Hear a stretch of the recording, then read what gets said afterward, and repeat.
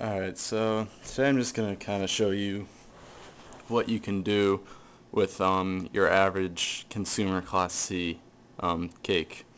This was called a catapult cake, and it basically is a multicolored pearl fan cake, which means that the fuse starts down here, the initial fuse, and works its way down here through the pipes, igniting in the bridge fuse, which is the fuse between each tube, off of each lift charge. So that's how this works, and it'll hook around and go back and forth down each row in an aisle sweeping method. This is a pretty popular method for C cakes and B cakes alike, and with this one you can tell by looking at the side how they fuse it, how it loops around, goes back down this aisle, comes back. The lift charge ignites this bridge fuse, comes back and back. So what we're going to do today is use this pearl cake, and this doesn't have to be done with a pearl cake. It can be done with a chrysanthemum cake.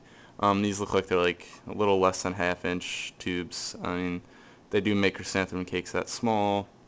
Pearl cakes, mine cakes, all kinds of stuff.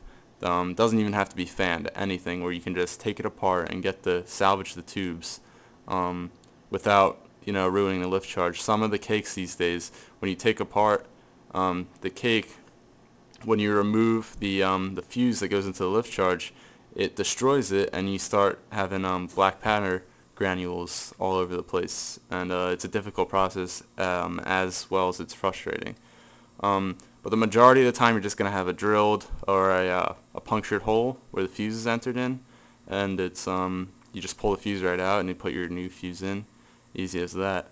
So what I have here today is I just have some of these strip and wire cutters. Really good on scab wire, just one click and the wire stripped.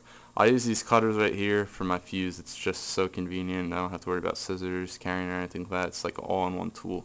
I got some duct tape there, some Scotch painter's tape, which is really nice for fusing things together, Olympic style.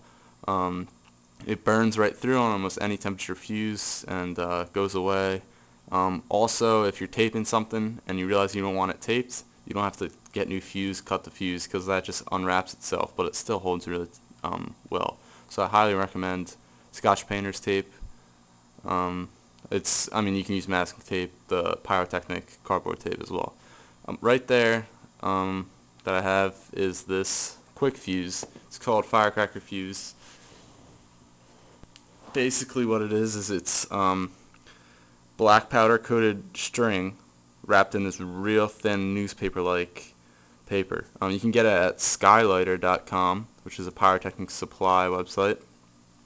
I believe it's $15 for a 100-foot roll like this, and it burns very quickly. I guess it's the next step down from quick match, and it's really nice for finale strings.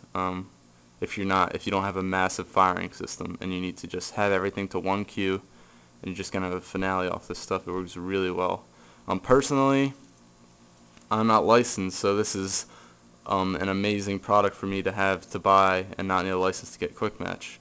Also, it's extremely easy to make quick match out of this. All you need to do is take a piece of that blue painter's tape and run it parallel with this, and then fold it over, and you have instant quick match. And it works very well as far as quick match goes.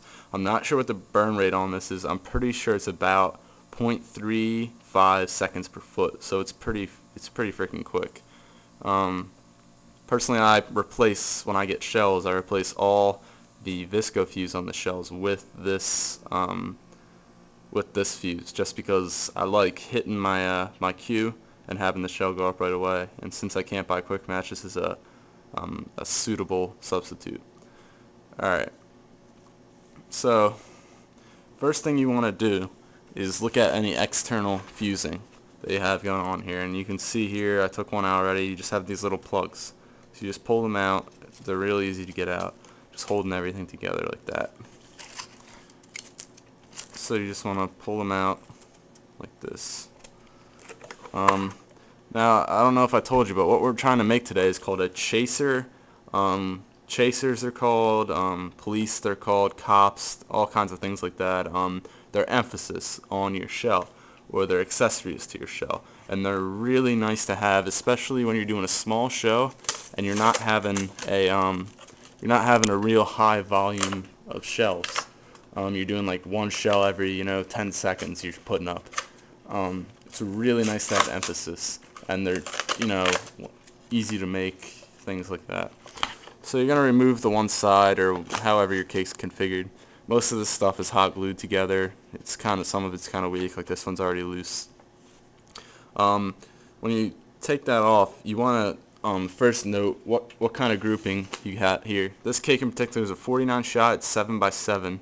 So you have to do your math, use your math skills there to figure out what kind of possibilities you have for chasers. Now what a chaser is it's something that's usually set right near the shell that it's chasing. And what happens is you have your cue, and you have two E-matches in that cue, and you run one E-match to your chaser, one E-match to your shell.